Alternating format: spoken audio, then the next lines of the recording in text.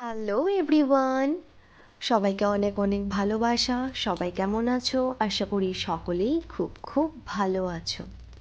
চলো তাহলে আজ সন্ধ্যাবেলায় তোমাদের সঙ্গে একটা রেসিপি শেয়ার করি। বাড়িতে যখন বেশি করে চিকেন আনা হয় তখন আমি একদিনে পুরো চিকেনটা রান্না না করে পরের দিনের জন্য প্রিজার্ভ করে রেখে দিই।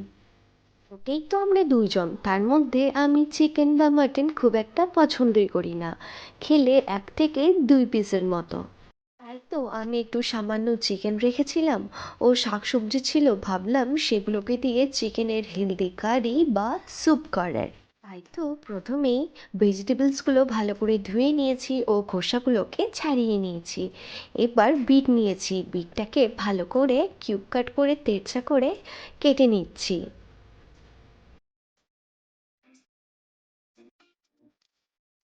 কিছুটা পরিমাণ গাজর নিয়েছি, সেটা কিউব কিউব কাট করে খুব ভালো করে মিডিয়াম সাইজে কাট করে নিয়েছি। এবার একটা ক্যাপসিকাম অর্ধেকটা নিয়ে নিয়েছি, সেই ক্যাপসিকামটাকে ভালো করে বুকিটাকে কাট করে নিয়েছি ও বীজগুলোকে সেপারেট করেছি এবং এইগুলোকেও সেম একই প্রসিডিওর কিউব কাট করে নিয়েছি। এবার একটা মিডিয়াম সাইজের পেঁয়াজ নিয়েছি, সেই অনিয়ন বা পেঁয়াজটাকে স্লাইস করে কেটে নিয়েছি। ঝাল খেতে আমি খুব ভালোবাসি, তাই লঙ্কাটা আমি বেশি করে দিয়েছি, আর গ্রিন চিলি ইউজ করেছি, তাই নিউট্রিয়েন্টস ভ্যালুটাও ভালোই থাকবে।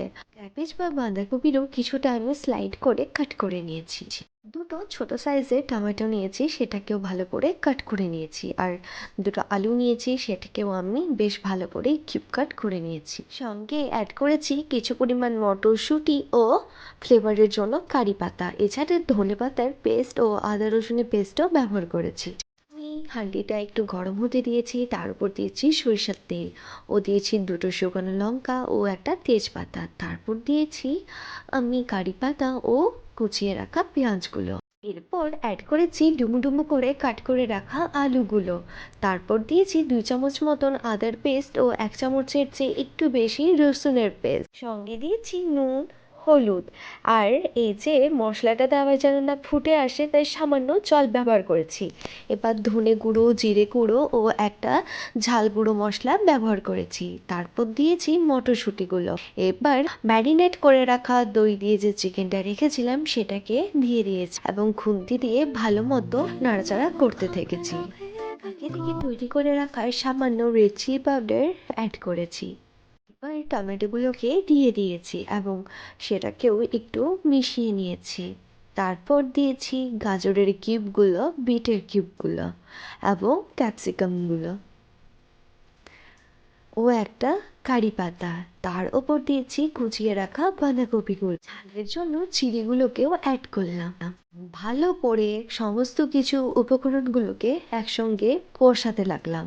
কষে আসার পর সামান্য জল দিয়েছি, তার ওপর একটু ফুটে আসার পর গোলমরিচের গুঁড়ো অ্যাড করেছি, আবার ঢেকেছি। ঢাকা খুলে আমি ধনেপাতার একটু মশলা বা ফ্লেভার অ্যাড করেছি। তো এবার রেডি হয়ে গেছে গরম গরম ভাতের সঙ্গে সার্ভ করার জন্য বা রুটির সঙ্গে চিকেন উইথ ভেজিটেবল কারি বা স্যুপ।